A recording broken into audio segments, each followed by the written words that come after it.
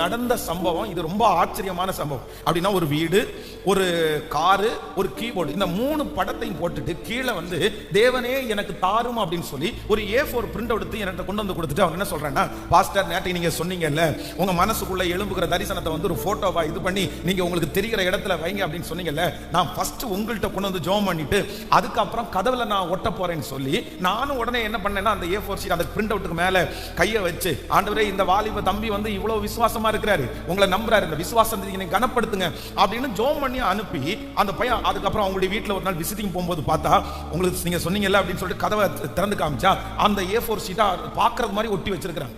Daily அதற்காக ஜெபம் பண்றாங்க.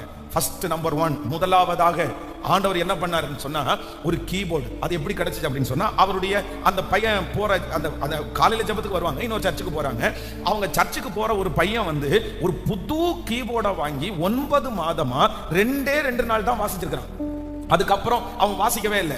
திடீரென்று என்ன அப்படின்னு சொன்னா அவனுக்கு வந்து வெளிநாட்டுல வேலை கிடைச்சிருச்சு. அப்போ வெளிநாட்டுல வேலை கிடைக்கும் போது இந்த கீபோர்டை வந்து வித்துறலாம், யாருக்காவது கொடுத்துடலாம்னு முடிவு பண்ணி இவனுக்கு ஒரு நியூஸ் சொல்றான், இந்த மாதிரி ஒரு கீபோர்டு இருக்குப்பா, அதை வந்து நான் ஊருக்கு போறது முன்னாடி வித்துட்டு போலான்னு நினைக்கிறேன் அப்படின்னு சொன்ன உடனே இவர் கேட்கிறார், எவ்வளவு ரூபாய்க்கு தருவீங்கன்னு.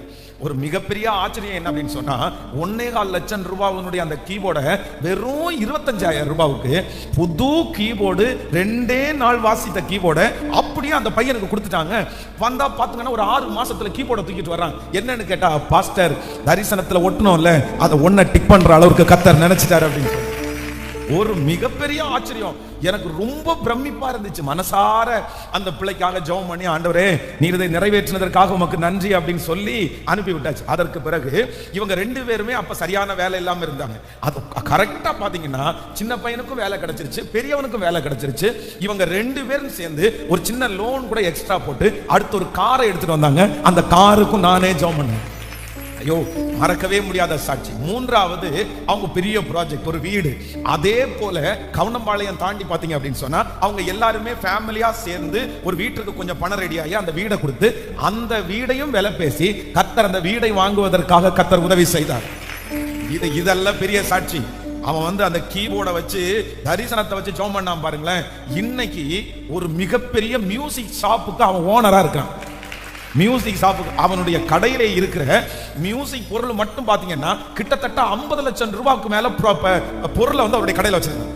ஐயோ, ஆண்டவர் வந்து நம்முடைய விசுவாசத்தை, நம்முடைய தரிசனத்தை கர்த்தர் கனம் பண்றார் அப்படின்னு சொல்லி அந்த குடும்பத்தை பார்த்து நான் கண்டுபிடிச்சேன். உண்மையிலே தம்முடைய நாமத்திற்காய் காண்பிக்கிற அன்புள்ள பிரயாசத்தை மறந்து விடுவதற்கு அவர் அநீதி உள்ள தேவன் அல்லவே அல்ல.